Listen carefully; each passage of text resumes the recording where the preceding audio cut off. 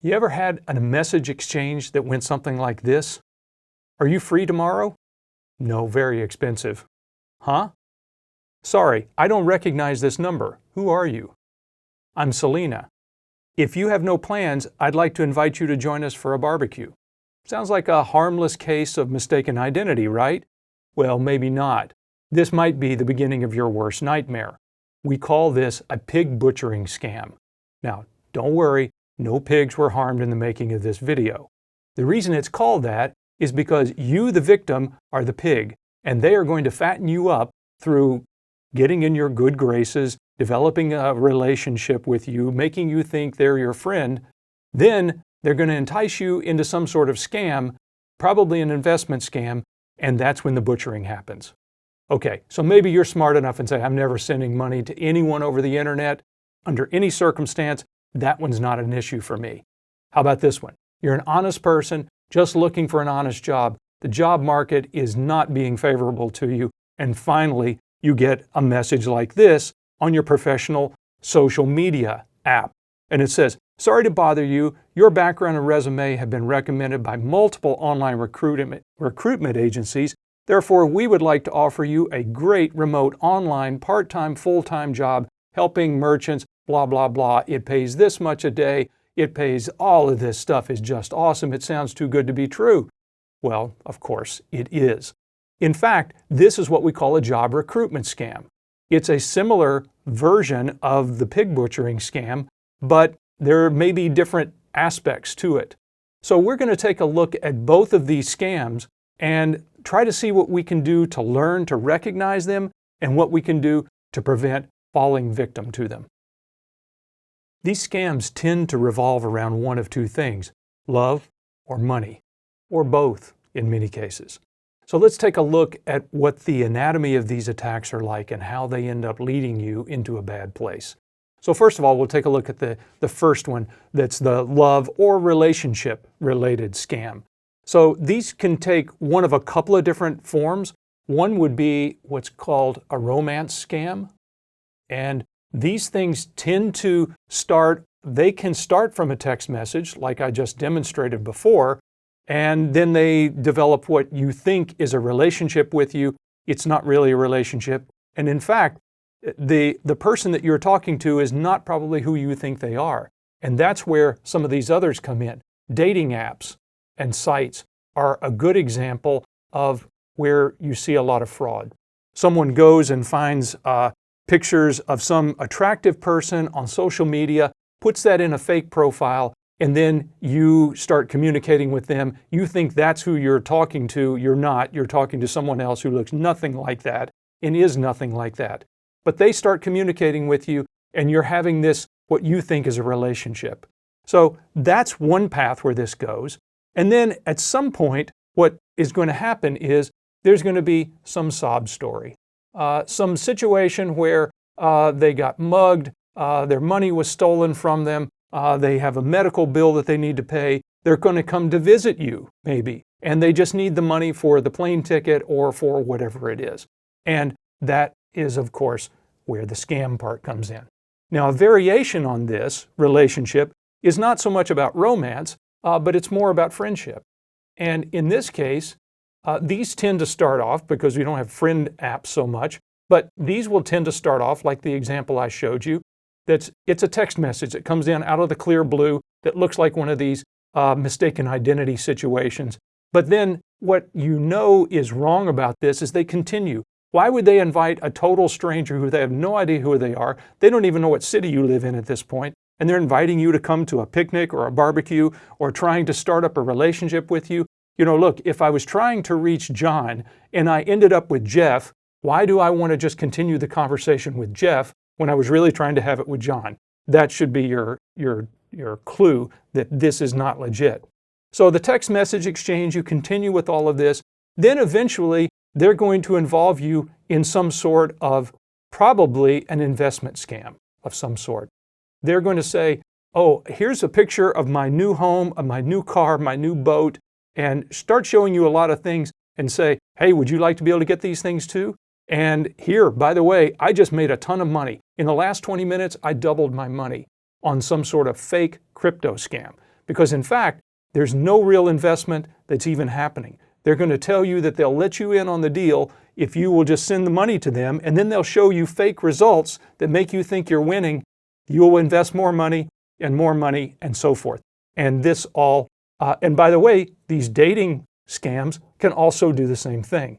These can end up moving to a fake investment scheme, but as you can see, all of them end up in the same place, you losing money somehow or another.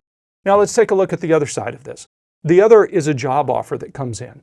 And in this case, they're going to lead you through a different process. They're going to ask you to do some sort of job application, fill out this form, maybe even go through some interviews, which will all be faked. These will be individuals who are not working for any company. They are scammers, and they're just trying to get information out of you. A couple of different variations, and by the way, there are a lot of variations on a number of these. I'm just trying to show you what a few of the most common ones are. But in this case, what do we put on a job application? Personally identifiable information. Your name, address, maybe social security number, because after all, if you're going to work for these people, they have to know that in order to do the taxing and things like that, where they're going to send their paychecks to your paychecks, this kind of information. So it seems like a plausible case that they would need, if they're going to be your employer, they would need that kind of information. What could that lead to? Well, how about identity theft? So if I have all of that information about you, in fact, I now have the ability to do a lot of things with that information, including steal your identity and do fraud with it. Another example on this one is maybe we say, congratulations, you've been hired. In fact, I know a guy who got one of these. And in that case, what they said is, here, we're going to send you a check and you deposit this into your account. So we're going to front you the money. But in order to do your job, you're going to need to buy some supplies. So we'll send you the check, you put that in your account, but in the meantime, you go ahead and buy these supplies from this special website.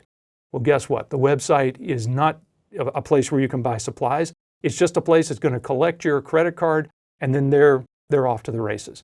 So this is going to lead from what should have been work supplies in order to get your job done into yet another case of you losing money. You notice what's common about both of these? They end up in the same dead end. So how could this situation that I just outlined actually get worse? I'm glad you asked. Let's take a look. So what kind of information could the scammer glean from you? Well, a couple of different sources. For instance, one, the text message exchange that we just talked about. So some things that they're going to find out automatically, or then through a little more conversation with you, they can tease out some information. For instance, one of the things they know is what your phone number is. Now, you say, well, they kind of had to know that already in order to text me. No, they didn't. They could just pick a random number. But what they discovered when you answered is that this is a valid number and that it's active. So they know the status of that number. So it's a legitimate number and there's a real person on the other end. Now, what else could they find out? Well, again, they say, I'm Selena. They're going to eventually ask you, what's your name? And you're going to tell them if you're following along with the scam. Tell them your name, maybe not your full name, but it gets, it starts small and it builds. Then, oh yeah, well, they'll say, I live in Los Angeles. So where do you live? And then you're going to tell them. Because again, you think there's a possibility for romance or friendship. It seems harmless enough. Then, oh yeah, I'm working in this field. What kind of work do you do? And you're going to tell them. And that's going to get a lot of information just out of the text exchange.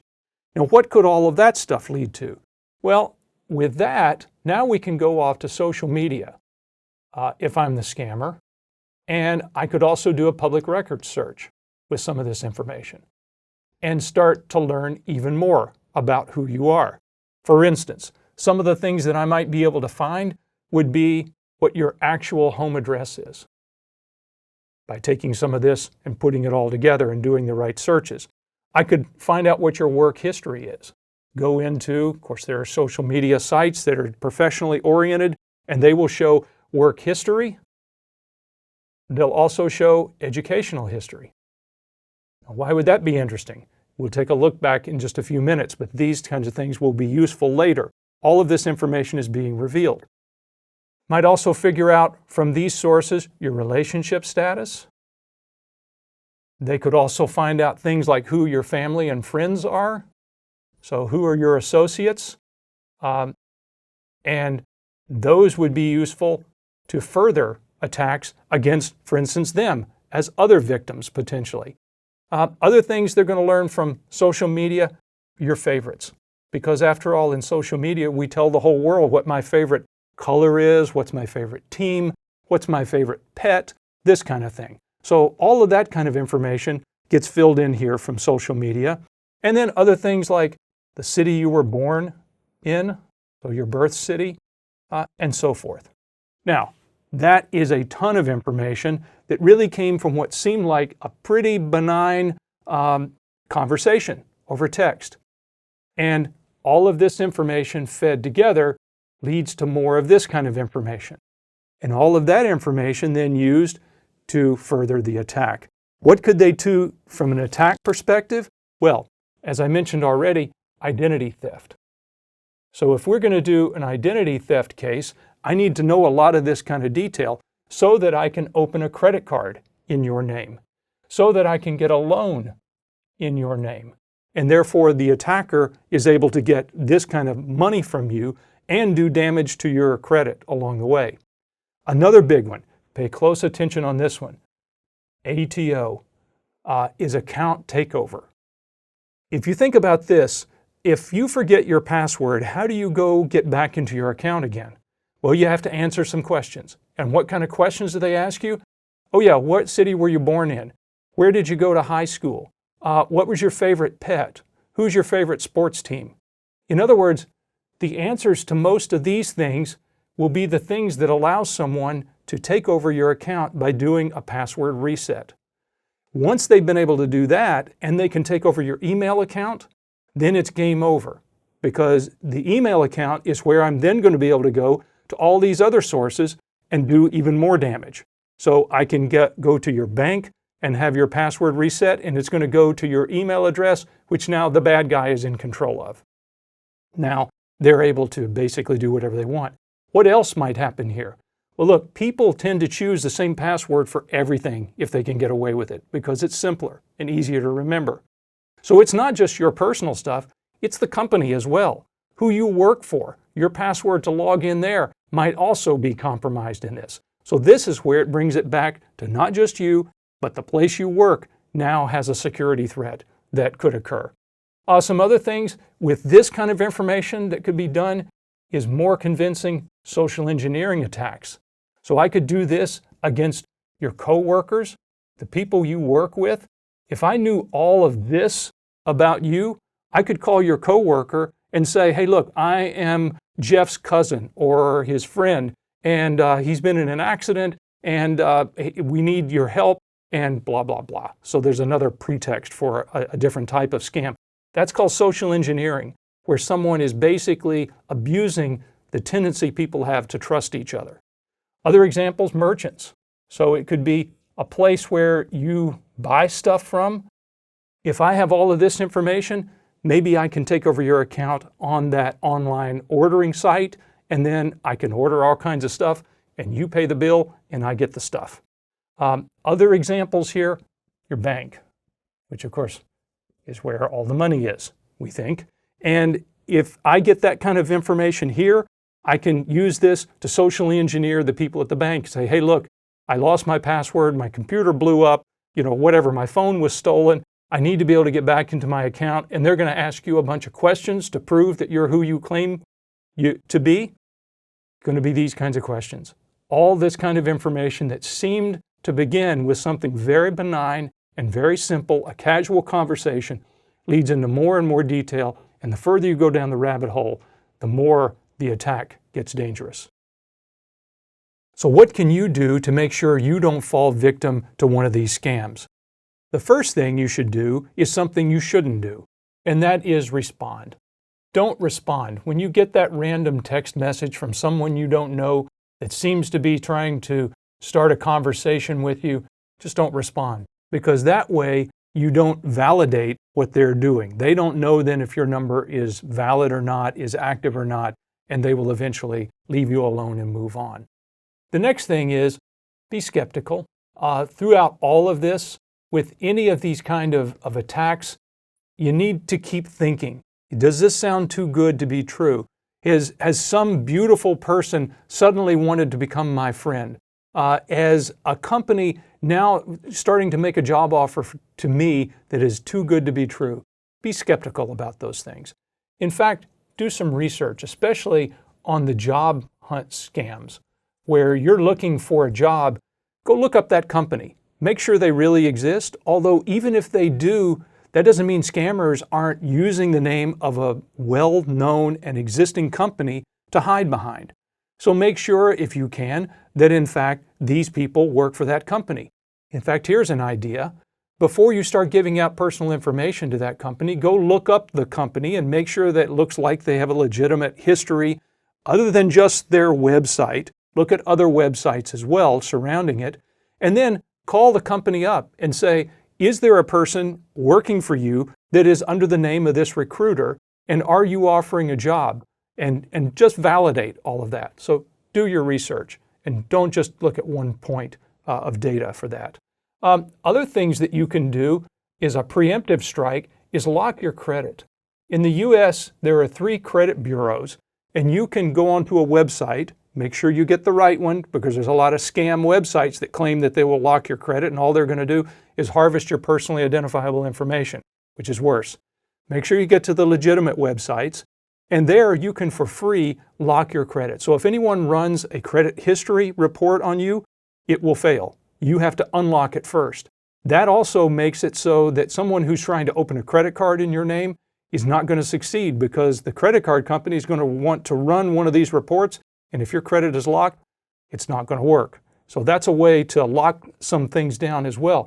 Another thing you should lock down and tighten up are your privacy settings on social media.